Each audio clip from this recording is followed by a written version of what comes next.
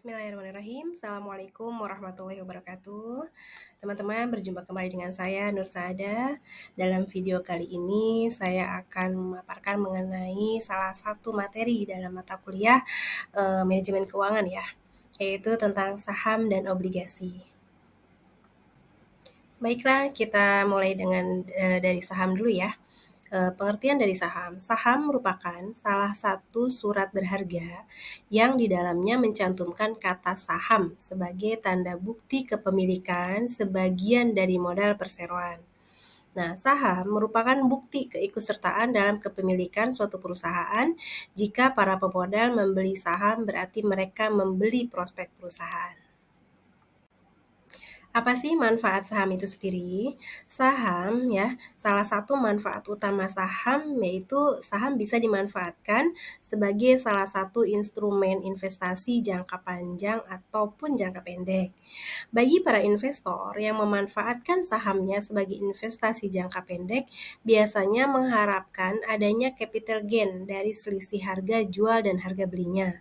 Hal tersebut tentu berbeda dengan mereka yang menggunakan saham sebagai instrumen investasi jangka panjang, karena mereka akan lebih rutin membeli ataupun menabung uangnya untuk membeli saham. Nah, apa saja sih tujuan dan manfaat dari investasi itu? Yang pertama yaitu tujuan investasi adalah untuk mendapatkan penghasilan tetap, yang kedua yaitu untuk mengembangkan usaha, dan yang ketiga yaitu jaminan dalam bisnis. Nah, manfaat dari investasi itu sendiri adalah untuk meningkatkan aset, gaya hidup hemat, dan menghindari utang. Nah, berikutnya yaitu apa saja sih jenis dari saham? Saham itu ada dua jenis ya teman-teman. Yang pertama yaitu saham biasa, yang kedua yaitu saham preferen. Nah, yang saham biasa ini pada umumnya memiliki 3 karakteristik utama yang membedakannya dengan kesempatan investasi lain. Karakteristik tersebut adalah yang pertama, tidak menjanjikan pendapatan yang bersifat tetap dan pasti. Kemudian pemilik atau pemegang saham biasa akan memiliki hak untuk ikut dalam rapat umum pemegang saham atau RUPS yang memegang kekuasaan tertinggi dalam perusahaan. Pemegang saham biasa adalah pemilik suatu perusahaan, karena itu mereka memiliki hak-hak tertentu. Dan karakteristik yang ketiga itu saham biasa tidak memiliki jatuh tempo tertentu. Nah, apa saja jenis-jenis saham biasa ini? Yang pertama yaitu saham bertingkat atau classified stock, yakni saham biasa yang diberi tanda khusus seperti kelas A, kelas B, dan sebagainya untuk memenuhi keperluan khusus perusahaan. Kemudian jenis yang kedua yaitu saham pendiri perusahaan atau founders shares, adalah saham yang dimiliki oleh pendiri perusahaan yang mempunyai hak suara tunggal tetapi memiliki dividen yang terbatas untuk beberapa tahun tertentu. Kemudian bagaimana penilaian saham biasa? Saham biasa menggambarkan kepemilikan perusahaan dalam perusahaan. Tetapi bagi investor biasa, satu lembar saham biasa hanyalah sepotong kertas yang memiliki dua karakteristik, yaitu pertama, kertas tersebut menunjukkan kepemilikannya atas dividen, tetapi hanya jika perusahaan memiliki kelebihan laba untuk membayar dividen, dan hanya jika manajemen memilih untuk membayar dividen daripada menahan atau mereinvestasi semua laba tersebut. Kemudian yang kedua yaitu saham dapat dijual pada beberapa tanggal di masa depan dengan harapan tingkat harganya lebih tinggi dari harga beli. Jika saham benar-benar dijual di atas harga beli, maka investor akan menerima keuntungan modal atau capital gain. Kemudian jenis saham yang kedua yaitu saham preferen. Nah, ini adalah saham di mana pemiliknya memiliki preferensi atau hak untuk diistimewakan dan didahulukan pada saat pembagian dividen dan pembagian aset apabila perusahaan dilikuidasi atau dibubarkan. Bagaimana penilaian saham preferen? Seperti dijelaskan sebelumnya, bahwa pemilik saham preferen biasanya menerima pendapatan tetap dari investasi setiap periode dalam bentuk dividen, bukan dalam bentuk bunga. Selain itu, sebagian besar saham preferen bersifat perpetual atau tidak jatuh tempo ya. Nah, nilai saham preferen adalah nilai sekarang dari arus kas yang berlanjut sampai tidak tentu waktunya atau perpetuity. Nah, bagaimana sih untuk nilai saham itu sendiri? Ada beberapa nilai ya yang berkaitan dengan nilai saham. Yang pertama yaitu nilai buku, yang kedua nilai pasar atau market value, yang ketiga yaitu nilai intrinsik. Nilai buku ialah nilai aset yang tersisa setelah dikurangi kewajiban perusahaan jika dibagikan. Nah, ini berisi mengenai nilai normal, agio saham, nilai modal disetor, dan laba ditahan. Kemudian nilai pasar. Nilai pasar ini merupakan harga yang dibentuk oleh permintaan dan penawaran saham di pasar modal atau disebut juga dengan harga pasar sekunder. Nilai pasar berbeda dengan nilai buku. Jika nilai buku merupakan nilai yang dicatat pada saat saham dijual oleh perusahaan, maka nilai pasar di mana harga saham yang terjadi di pasar bursa pada saat tertentu yang ditentukan oleh pelaku pasar. Kemudian yang ketiga itu nilai intrinsik. Ini menentukan harga wajar suatu saham agar saham tersebut mencerminkan nilai saham yang sebenarnya sehingga tidak terlalu mahal.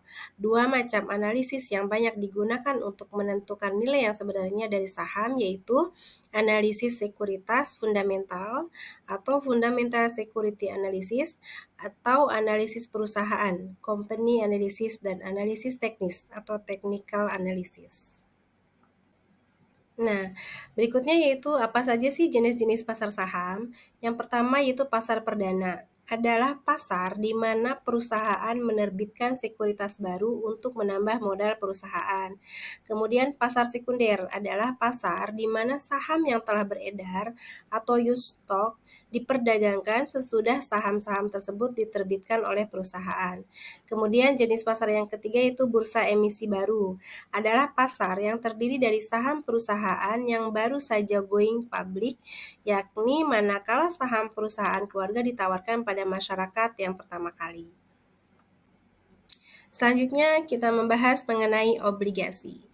Pengertian obligasi. Obligasi adalah kontrak utang jangka panjang di mana peminjam setuju untuk membayar bunga dan pokoknya kepada pemegang obligasi pada waktu tertentu. Nah, obligasi merupakan instrumen pilihan investor karena relatif aman dan stabil. Alasan dari penerbit obligasi salah satunya adalah untuk mendapatkan dana segar dan biaya untuk mencetak obligasi lebih murah dibandingkan menerbitkan saham. Apa saja sih manfaat dari investasi dalam obligasi?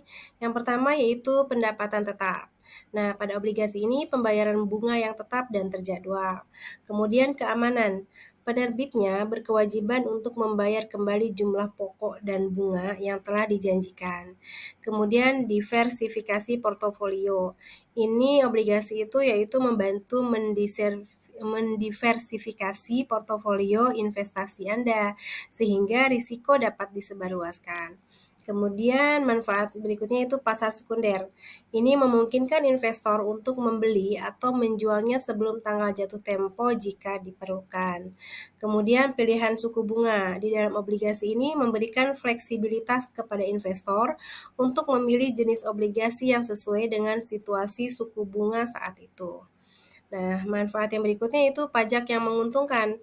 Nah, dalam beberapa jenis obligasi seperti obligasi pemerintah dapat memiliki keuntungan pajak tertentu.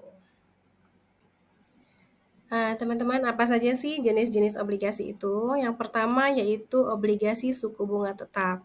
Obligasi ini memiliki kupon bunga dengan besaran tetap yang dibayar secara berkala sepanjang masa berlakunya obligasi. Kemudian jenis yang kedua yaitu obligasi suku bunga mengambang. Nah, pada obligasi ini memiliki kupon yang perhitungan besaran bunganya mengacu pada suatu indeks pasar uang seperti LIBOR atau EURIBOR. Nah, kemudian jenis yang ketiga yaitu obligasi tanpa bunga ya.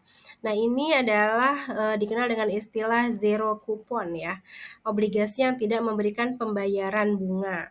Ini pemegang obligasi menerima secara penuh pokok hutang pada saat jatuh tempo obligasi. Kemudian jenis yang keempat yaitu junk bond. Ini dikenal dengan obligasi berimbal hasil tinggi.